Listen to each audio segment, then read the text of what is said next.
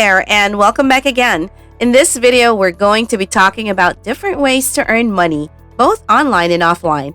Whether you're looking to make some extra cash on the side or you're hoping to turn your passion into a full-time income, this video is for you. I'll be sharing with you some tips and tricks that have helped me and many others to make money, as well as some common mistakes to avoid. So, if you're ready to start making some money, then let's get started. If you had invested $100,000 in Google when it was just starting out, how much money would you have made? David Sheraton did precisely that, and he presently has a total asset of nearly $6 billion. That has to rank among the greatest investments of all time. There are a number of opportunities available, despite the fact that not everyone has the potential to become a billionaire or the additional funds to invest in a new business. In fact, every day, 1,700 people in the United States become millionaires. And if you want to join them, you have to start somewhere. However, here's the problem. Because 40% of Americans are living paycheck to paycheck, they are unable to even cover an unexpected $1,000 bill. As a result, the majority of people are unable to even pull out $1,000 to invest. But $100? Easy.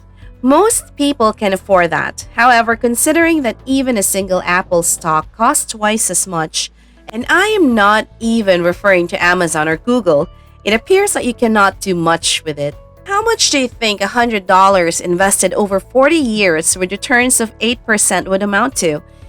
Index funds are not an option, a little bit more than $2,100. But don't worry, this video will show you some legitimately great ways to invest even $100. I've used them and will share them with you. Therefore, let's begin with the first. Establish a company.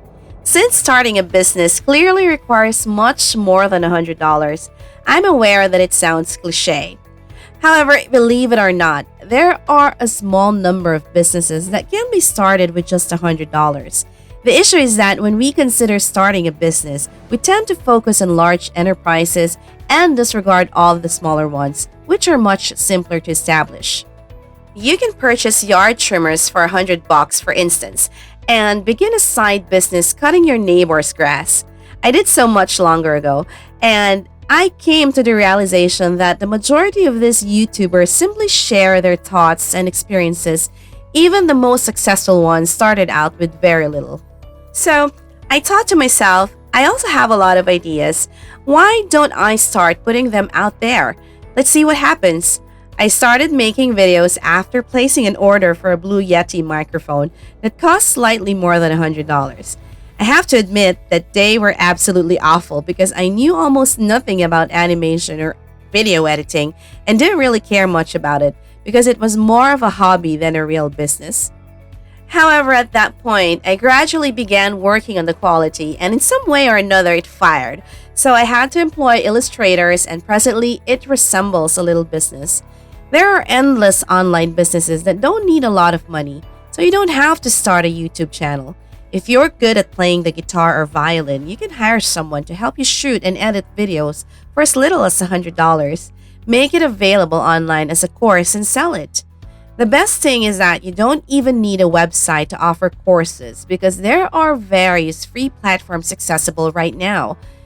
You may even progressively develop it into a legal business if it works. You simply return your money and earn much more. We are lucky to live in this day and age since almost everyone has an internet connection. As a result, the vast majority of individuals are likely to like this.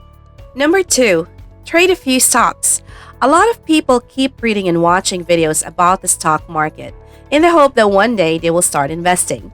If you haven't bought a single stock, you probably think the stock market is too big for you.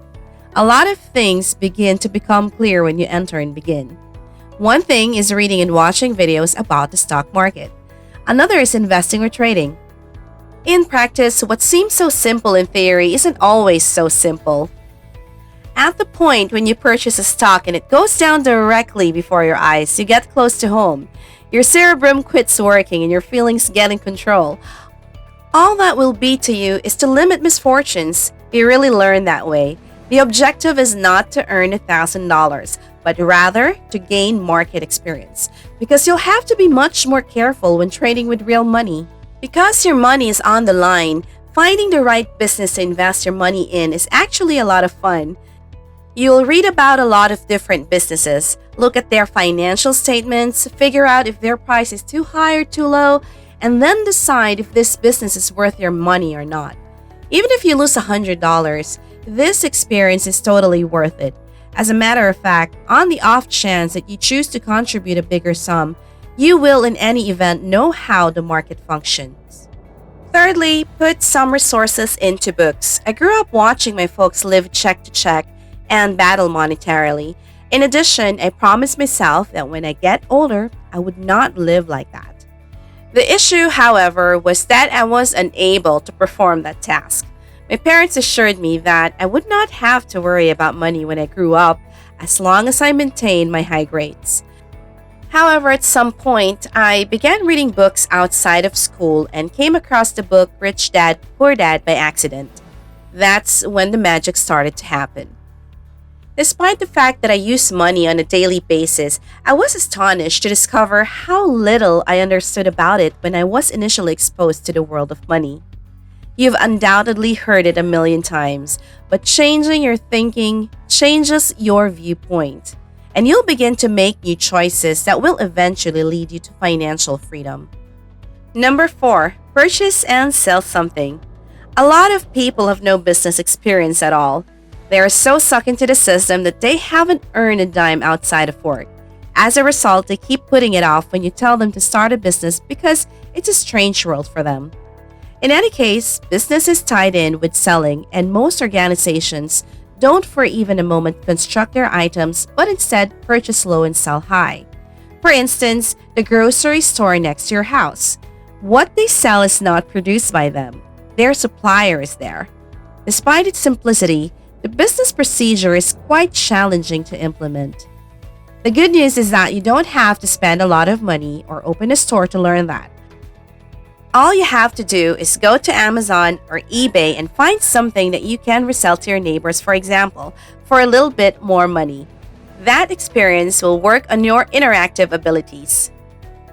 Negotiating and analytical skills with $100, you might not make a lot of money buying and selling.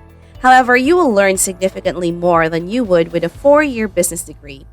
You'll have to look at the market, figure out who your potential customers are, figure out the right price, figure out how to deal with your customers, and so on. In point of fact, there are individuals who are actually earn a living from these. However, if that doesn't appeal to you, here's another option. Number 5, get familiar with important expertise. What you can likewise do is utilize the $100 to get familiar with an expertise that will procure substantially more later on. If you're struggling financially or looking for a side business, this is probably your best option. You can take a social media course because every company is looking for someone who actually knows how these algorithms work. Alternatively, you can learn web design, copywriting, and graphic design. There are countless opportunities available online. Naturally, there are free resources available even on YouTube. So why pay for a course? Most of the time, free courses aren't as good as paid ones. Paid courses are better organized, and after taking the entire course, you feel like you actually learned a skill, as opposed to free courses where you have to keep looking for each item separately. Second, when you pay for something, you feel like you have to take it because you just spent $100 on it. As a matter of fact, it will presumably inspire you to make a move in the wake of taking the course to procure back the cash that you spent on the course. $100 isn't a huge load of cash, and you can't do much with it. So every one of the choices we examine in this video is more about teaching yourself, improving your analytical and business skills while gaining valuable experience that will pay off in the long run.